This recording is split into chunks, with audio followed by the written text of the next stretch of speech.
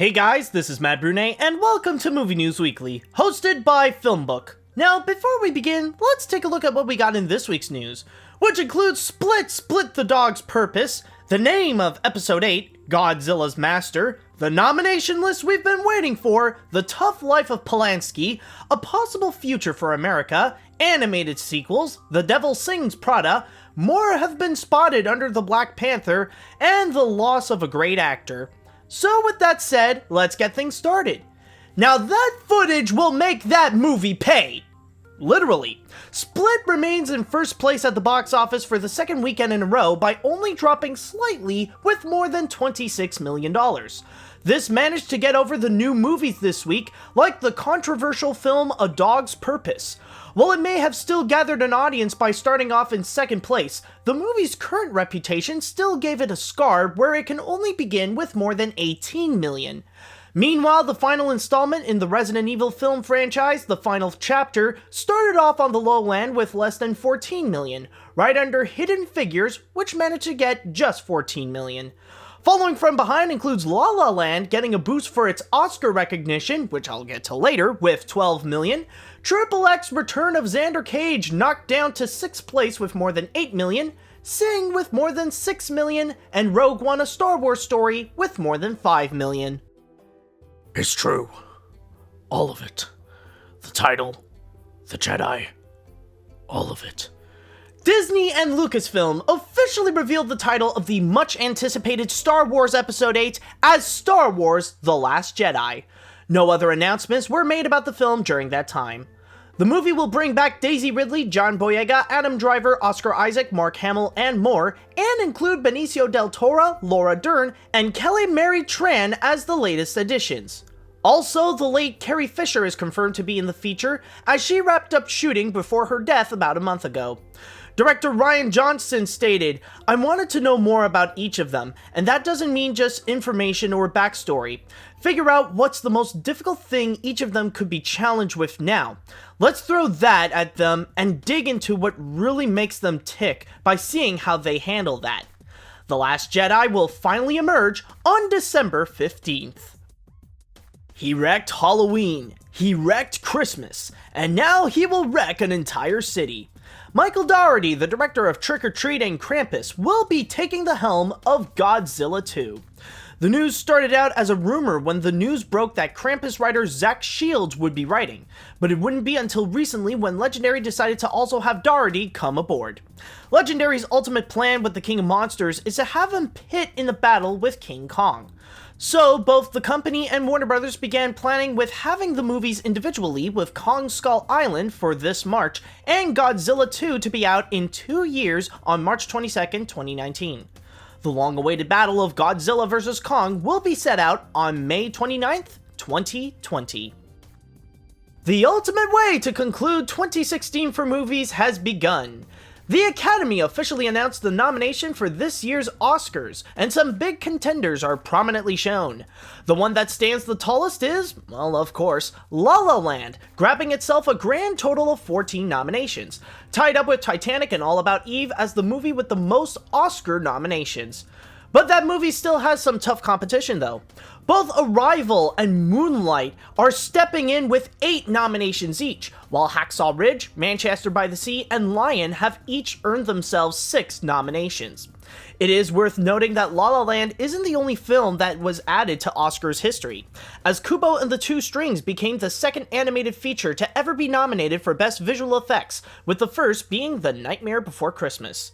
The biggest night in movies will be happening on February 26th, and if you would like to know a full list about who got nominated at the Oscars, then all you have to do is go to film-book.com. It can be a curse when you're known as the most controversial filmmaker. After a massive protest, Roman Polanski has pulled out of being president of the Caesar Awards, which is France's equivalent of the Oscars. The protest was organized by the feminist group Osez le Féminisme to get Polanski out of there with a petition with 60,000 signatures asking to do so. Despite earning 7 Caesar Awards himself, he is infamous for still being wanted by authorities for having sex with a minor. Polanski also got an Oscar for his work in the 2003 film The Pianist. He is currently working on his next feature called Based on a True Story, which is a psychological thriller written by Olivier Assayas.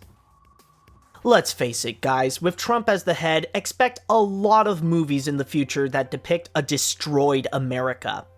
Universal got the rights to a Michael Bay project called Little America. The premise of the film would be that the United States ended up being so bankrupt that China had to step in to take orders to the American people.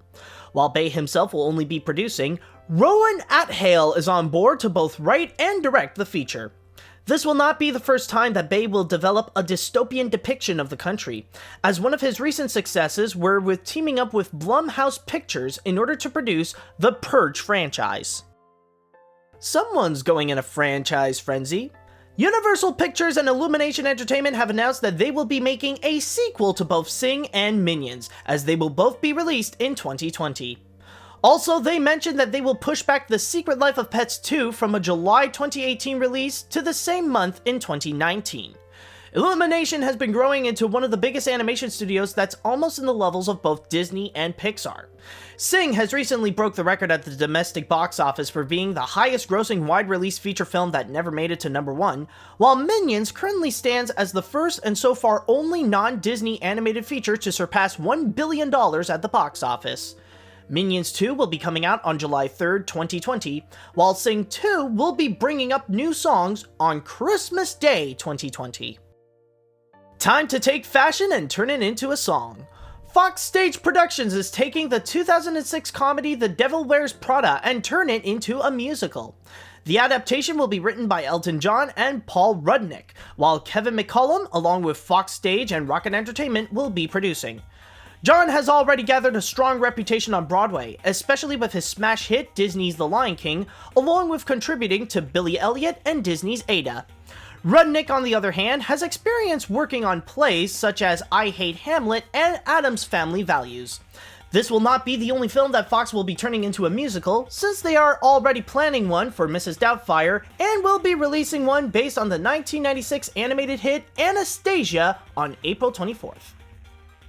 Okay, so maybe there will be a bit of white people in there too. Andy Serkis and Martin Freeman have been confirmed to be in the upcoming Marvel feature Black Panther.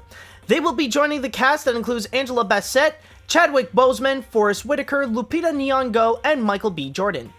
Although Serkis' role has yet to be confirmed, Freeman will be reprising his role from Captain America Civil War as Everett K. Ross. As Ryan Coogler is currently working in the production as the director at Marvel Studios, Black Panther will be having his own movie ready on February 16th, 2018.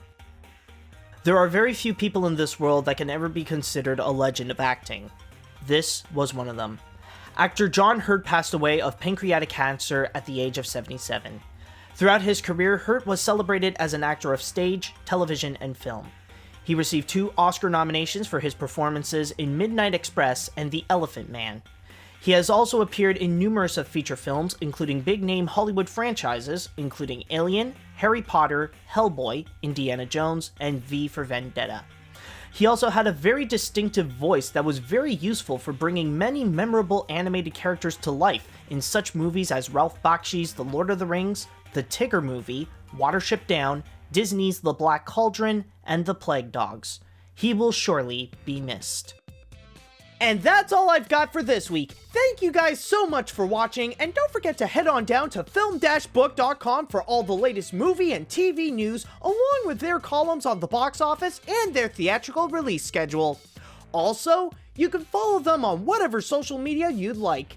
And while you're at it, you can follow me on my YouTube, Facebook, and Twitter if you're more into stuff like animation, Disney, and my weird sense of humor. If you were watching this on YouTube, then hit that like button and come subscribe to us, and also leave a little comment on what you think on the news this week.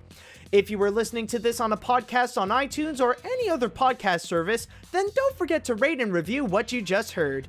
Tune in next time for another round of Movie News Weekly, and until next week, see you later, dudes!